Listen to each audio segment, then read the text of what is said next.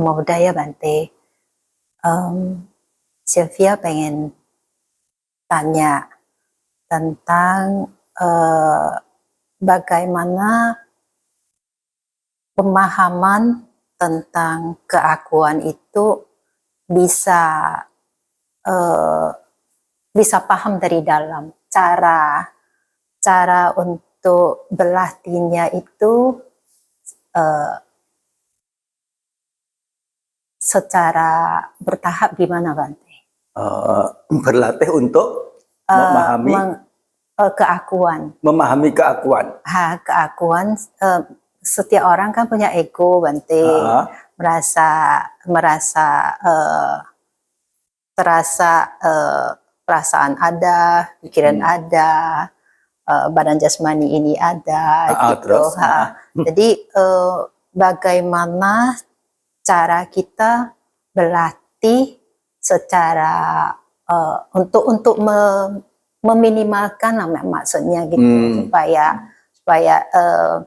gimana kondisi untuk mengurai pandangan tentang yang namanya aku ini supaya buyar, bisa lebih bisa turun, reda, bisa seperti kita kemanapun bisa lebih seimbang gitu Bante.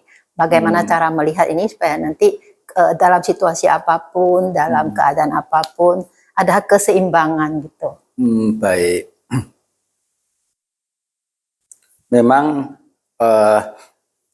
satu kata aku ini paling sakti. Paling sakti. Oleh karena demi aku ini seseorang bisa, ya setiap makhluk termasuk, bisa melakukan segala banyak hal, mulai dari yang terburuk sampai yang terbaik. Iya, betul. Ya, semuanya kan demi aku ya. Tapi kata aku ini dalam bahasa Indonesia sesungguhnya punya dua arti. Satu artinya adalah permaknaan jiwa atau yang mewakili jiwa. Ini aku ada. Ini aku adalah seorang yang berharta misalnya. Seorang yang punya kedudukan demikian. Nah, ini adalah aku. Tapi juga bisa mengarah ke permaknaan penilaian diri dibandingkan dengan pihak lain. Yang sering itu mengarah ke merasa lebih tinggi dari yang lain. Walaupun ada juga perasaan atau penyimpulan bahwa diri ini, aku ini lebih rendah dari si A, si B, si C, dan yang lain. Nah, ini sebutannya adalah aku juga. Sehingga ada sebutan itu orangnya keakuannya tinggi. Nah, sebetulnya bukan paham tentang aku, yaitu tentang dirinya itu yang tinggi, tetapi penilaian dirinya terhadap yang lain itu ya merasa dirinya lebih tinggi dari yang lain. Yang kalau dalam bahasa Dhamma sebutannya adalah mana. MA panjang NA. Mana. Beda dari aku, dalam hal ini diartikan diri. Nah, itu adalah bahasa palingnya atta. Nah, itu sudah beda. Harus bisa dibedain. Antara aku dalam bahasa Indonesia yang artinya mana, MA panjang NA, mana.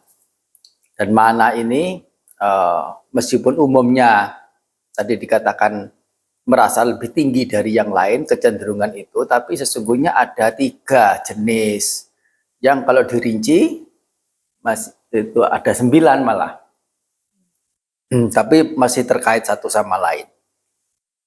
Yaitu keberadaan senyatanya lebih tinggi. Nah, kemudian menganggap bahwa dirinya lebih tinggi. Nah, dari si B. Keberadaannya memang dia lebih tinggi daripada si B. Tetapi dengan keberadaan yang lebih tinggi itu, dia melihat bahwa dia lebih tinggi daripada si B. Itu juga sudah mana. Sombong. Nah, atau mungkin keberadaannya lebih tinggi, dia menganggap atau merasa setara dengan yang lainnya, katakanlah dengan si B gitu ya, atau merasa lebih rendah daripada si B, padahal kedudukan aslinya, posisi aslinya itu dia lebih tinggi, entah itu hartanya, entah itu ketentraman, kebahagiaan, kedamaiannya, entah itu apalah ya. Orang kan saling lihat-melihat dari luar seolah-olah dirinya merasa lebih rendah juga ada, padahal jauh lebih apa ya, lebih baik secara umum. Nah, ini sudah berapa tadi? Sudah 3. Nah, terus yang berikutnya, keberadaannya itu setara, seimbang, tapi merasa lebih tinggi, atau merasa setara juga, merasa seimbang, atau merasa lebih rendah. Nah, sudah 6. Nah, ada lagi yang sesungguhnya statusnya itu lebih rendah, posisinya lebih rendah, kedudukannya lebih rendah, atau kualitasnya lebih rendah. Tapi ya merasa lebih tinggi, atau merasa setara, atau ya merasa lebih rendah juga. Nah, ini namanya mana. Yang kita juga sering memaknainya itu dengan kata aku. Keakuannya tinggi, keakuannya besar. Tapi di satu sisi yang lain, ada pelatihan batin tertentu justru untuk mencari diri, mencari aku. Ada pernah dengar istilah ini ya, pelatihan diri, pengembangan diri dalam rangka mencari jati diri. Nah, mencari jati diri. Jati diri itu apa? Jati diri bisa banyak sudut pandang, oleh karena ya tergantung pada konsep ajaran apa yang digunakan dalam menjelaskan. Jati diri bisa berarti menemukan sifat-sifat asli atau ciri-ciri asli, ciri-ciri yang menjadi perangai, menjadi karakter maksudnya, pada seseorang, yaitu diri masing-masing itu. Namanya menemukan jati diri. Yaitu, oh jati diriku ini, sisi positifku ini, sisi negatifku itu. Nah, mengerti ciri-ciri diri, sifat-sifat diri, perangai diri. Nah, yang sedemikian rupa namanya tahu jati diri. Tapi ya baik sifat buruk maupun sifat baiknya itu untuk setiap orang, setiap waktu selalu berubah-ubah, selalu ya tidak bisa sama begitu ya. Jadi bagaimana bisa jati diri itu bisa ditemukan, tapi setidaknya secara umum sudah tahulah kecenderungan dengan ciri-ciri yang diselidik ada pada diri itu sedemikian rupa,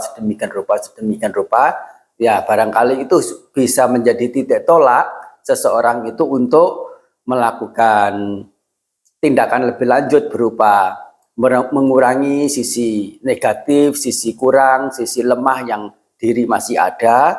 Nah, di sisi yang lain, hal-hal baik, hal-hal mulia yang nyata ada pada diri ini bagaimana bisa dipertahankan, dirawat, bahkan mungkin dikembangkan. Atau makna kata jati diri ya di sini adalah khusus mengaitkan dengan sifat-sifat luhur, sifat-sifat mulia, satu sisi saja. Ya, mencari jati diri yaitu mencari hal baik ideal apa yang ada pada diri ini yang bisa diketahui. Terlebih adalah hal baik yang sangat-sangat mendalam. Nah, ini ada beberapa sistem kepercayaan dalam bidang pengembangan batin, pengembangan diri. Ya, salah satunya adalah ini, ya, pengembangan batin untuk mencari jati diri. Ya, secara agama Buddhanya, ya boleh saja disebut dengan keakuan yang artinya mana. Boleh saja orang menyebut pengembangan untuk mencari jati diri yang artinya adalah menemukan sifat-sifat perangai-perangai yang biasa ada pada diri, ya tidak apa-apa juga.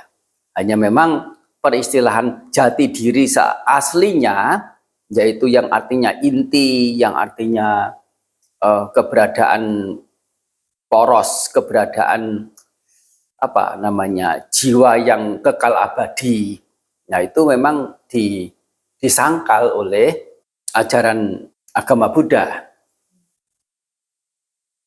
Oleh karena itu tidak cocok dengan kenyataannya. Tidak cocok dengan kenyataan. Kenyataan bahwa segala bentukan, segala fenomena yang berbentuk, dan itu bisa disadari oleh indera, adalah tidak kekal, tidak tetap, tidak pasti. Ditunjukkan dengan adanya tanda-tanda kemunculan dan kepadaman. Manusia ada, seseorang ada, bukan tahu-tahu dalam bentuk tubuh usia 30 tahun, 40 tahun, 60 tahun, tapi kan bermula dari bayi. Nah, sebelum dari bayi bagaimana? Ya dari perut. Sebelum dari perut bagaimana? Tidak tahu. Ya pertemuan antara ibu dan ayah membuat janin di rahim ibu berkembang. Nah, lahirlah bayi. Dan nanti pada ujungnya ya terjadi yang namanya penguraian. Kita menyebutnya adalah kematian. Ini adalah hal yang setiap orang, ya bukan hanya orang saja, ya binatang juga sadar, tahu, ya itu semua berubah mulai dari kecil membesar menjadi dewasa. Ya, kadang nggak sampai dewasa juga, menjadi tua, kadang nggak sampai tua juga. Nah, kemudian mengalami kematian. Kelahiran adalah kemunculan, simbol kemunculan. Kematian adalah simbol kepadaman. Ada muncul, ada padam. Rentang antara muncul dan padam, nah dari hari ke hari, apalagi dari tahun ke tahun, begitu akan tampak sekali perubahan-perubahan. Dari tahun ke tahun, ya kalau dari tahun ke tahun kurang begitu nampak, ya 5 tahunan, 5 tahun yang lalu bagaimana? 5 tahun yang akan datang akan bagaimana? Nah, itu akan jelas sekali perubahannya. Yaitu apa? Keberadaan yang sebelumnya padam, keberadaan yang kemudiannya itu muncul. Nah, itu adalah muncul padam. Jika keberadaan bentukan-bentukan ini sifatnya tidak kekal, bagaimana ya diri yang adalah bentukan itu kekal abadi, yang menjadi inti yang tidak berubah, itu kan menyalahi keberadaan ketidakkekalan yang ditandai dengan kemunculan dan kepadaman itu. Nah, ini adalah sangkalan tentang pemahaman tentang adanya diri yang kekal abadi. Bagaimana cara mengurai? atau yang dimaksud itu aku bagaimana ya? Aku tinggi diri, tinggi hati, atau aku dalam arti anggapan sebagai yang ada inti, ada bagaimana? Aku yang terakhir seperti Bante jelaskan. Yang terakhir Berarti, ini. berarti kita itu harus setiap lebih sering merenungkan baru bisa. Betul, betul. Bagaimana yang namanya darah, daging, tulang itu silih berganti, yang mengisi oksigennya berganti, natriumnya berganti, unsur-unsur berganti, yang lama rusak, pergi, datang lagi bersama dengan makanan, bersama dengan minuman, bersama dengan udara, lewat nafas ini. Terus berganti. Nah, bagaimana dikatakan tubuhku yang dulu sama dengan tubuhku yang sekarang? Bagaimana dikatakan sama dengan tubuhku yang akan datang nanti? Soalnya komposisi yang ada di dalam tubuh selalu berganti, selalu berubah, selalu tidak sama. Demikian pula dengan kondisi batiniah. Kondisi batiniah saat ini merasa senang, hari berikut merasa sedih, hari berikut merasa kecewa, hari berikut merasa bangga, hari berikut merasa tenang, damai. Dan bagaimana dikatakan hari yang sedang susah itu, hari yang sedang sedih itu masih adalah hati yang sama, diri yang sama dengan sewaktu komposisinya sudah tidak sama. Hati yang sedih, hati yang kesel, hati yang apa dan sebagainya, kalau itu sudah berubah moodnya menjadi seneng, keberadaan yang lama itu sudah padam, sudah mati, sudah tidak muncul lagi, dan ya tidak akan muncul lagi untuk zaman kapanpun kemudian. Seperti halnya kalau mau dicontohkan, kita bisa membayangkan sungai, batangan sungai begitu. Kemarin ya seperti itu kayaknya. Hari ini juga seperti itu. Setahun yang lalu sepertinya ya seperti itu. Tahun depan mungkin juga masih akan seperti itu. Tapi di titik yang kita lihat itu, kita mengetahui, apalagi lebih dekat, airnya selalu sama enggak di titik itu? Enggak sama. Oleh karena apa? Enggak sampai kedipan itu muncul, airnya sudah lewat berlalu oleh arus. Dan kira-kira butiran air yang lewat di situ itu, untuk bisa lewat di situ lagi, kapan kira-kira?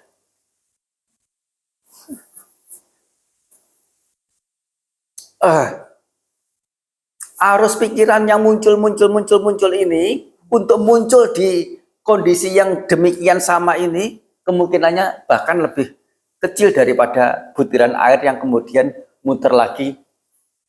Ya. Seperti itu. Jadi karena berupa arus dan hanya penampakan secara fisiknya itu tampak ada sebagai onggokan, ini airnya, ini arusnya, ini batangan sungainya, ini tanggulnya, tampak sebagai onggokan yang ada, seolah-olah eksis, seolah-olah ya nyata. Nah, itu adalah tipuan.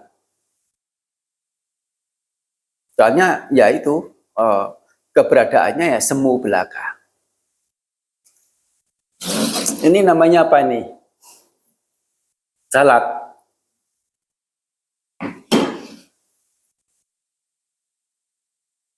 Salat tuh nggak ada.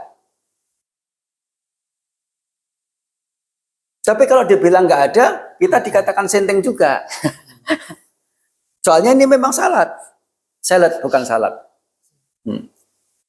Beda persepsi. Beda persepsi. Ya memaklumi kalau ada orang menganggap kita sinting, ya yang mengatakan bahwa ini bukan salat, bukan salat. Soalnya apa? Dia sebatas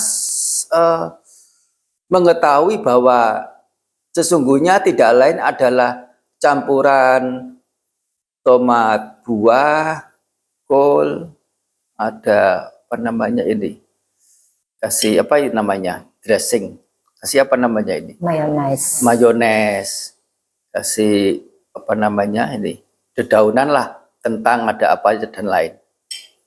Kentang itu apakah identik dengan salad? Mayones apakah identik dengan salad? Apa yang identik dengan salad? Nggak ada.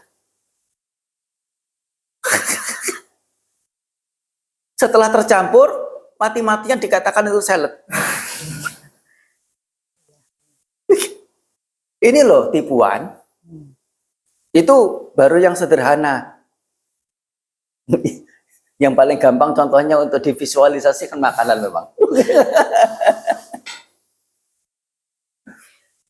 Nah, yang dimaksud ini termasuk juga untuk makanan, termasuk juga utamanya apa? Tubuh ini termasuk jasmani dan batinnya. Sisi rupa dan sisi namanya. Mengapa? Oleh karena tubuh dan batin ini yang menjadi yang utama, kebahagiaan penderitaan. Menjadi bahagia juga adanya tubuh dan batin, betul enggak? Kalau enggak ada batin, enggak ada tubuh, bisa enggak berbahagia? Siapa yang berbahagia? Dan karena tubuh dan batin ini penderitaan menjadi ada. Jadi penderitaan kebahagiaan sesungguhnya adalah gejolak atau dampak yang ditimbulkan dari adanya tubuh dan batin. Sehingga bagaimana mengerti tubuh dan batin ini secara senyatanya, yaitu sebagai yang sesungguhnya kosong belaka. Seperti halnya contoh salad itu tadi. Kalsium apakah identik dengan tubuh? Enggak. Ya, unsur pembentuk tulang utamanya ya, atau darah. Atau mungkin ya unsur-unsur yang lain lah. Semuanya itu tidak ada keterkaitan langsung dengan yang namanya tubuh. Tapi setelah terbentuk sedemikian rupa, dengan komposisi sedemikian rupa, nah mati-matian kita mengatakannya itu adalah manusia, adalah orang. Nggak ada apa-apa sebetulnya, kosong. Yang ada hanya nama-nama. Hanya sebutannya yang ada. Barangnya tidak ada. Saladnya tidak ada. Yang ada hanya kentang, tomat, mayones, kol. Nah, tetapi masing-masing itu sendiri, tomat sendiri juga sesungguhnya tidak ada. Yang ada hanya namanya. Kentang juga nggak ada, yang ada hanya namanya. Tapi ini bukan sekedar mendengar, meskipun saat mendengar itu mengerti, pengertian ini bisa awet ya. Diharapkan setelah mendengar bisa mengerti, dan setelah mengerti bisa awet pengertiannya ini. Supaya bisa awet, cepat-cepat diulang. Diulang dalam hati. Ya. Diulang, sehari 3 kali, sehari 3 kali, sehari 3 kali, supaya ada kemantapan dalam pengertian ini.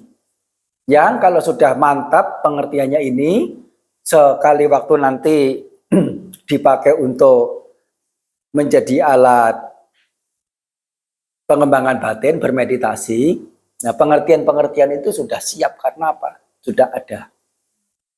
Nah masih ada 2 lagi sesungguhnya, yaitu pengertian ketidakadadirian atau ketidakada-akuan ini, ya, yaitu yang di luar kuasa.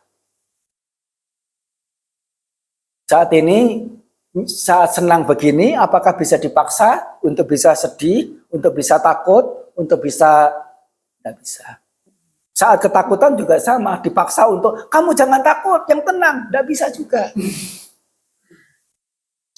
Sewaktu berdiri di jembatan kaca, gemetaran, jangan gemetar, bagaimana? Nggak bisa. Iya, benar. Di luar kuasa. Semuanya itu pengkondisian. Bagaimana supaya tidak gemetar? Turun dari jembatan kaca. Bijak. Iya kan? Iya. Dikondisikan dulu. Menderita bahagia juga sama, perlu pengkondisian dulu. Tidak bisa dengan perintah. Bukan kuasa kita untuk memilih, untuk memutuskan, untuk menyuruh ini itu.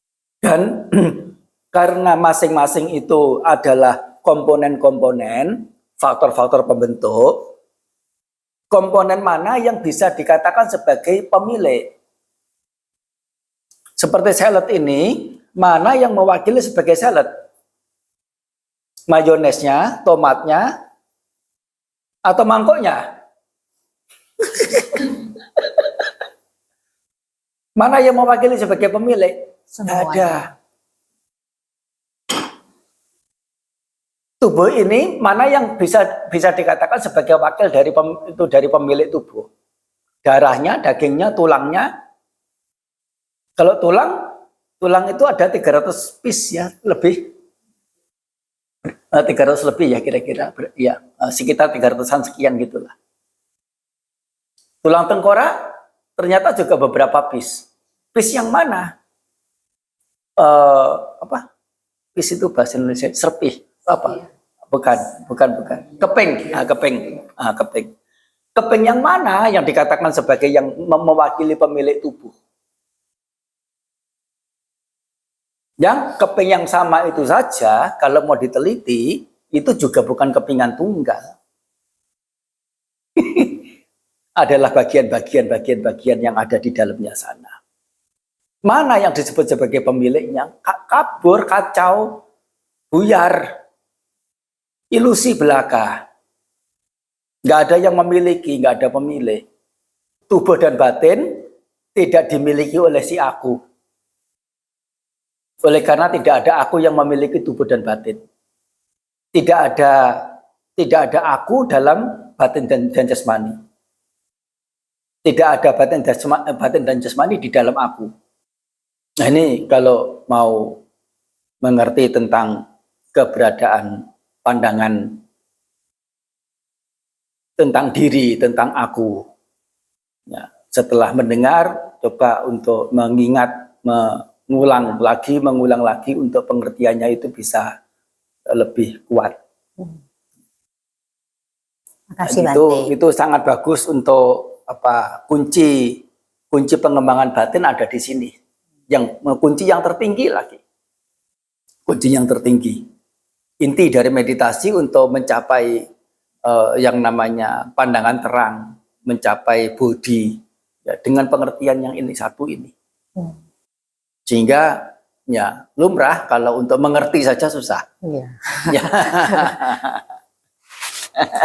Iya, Bante. Kasih Bante. Sanamodana ya. Satu Bante. Makasih Bante. Sapitiyo biwacantu.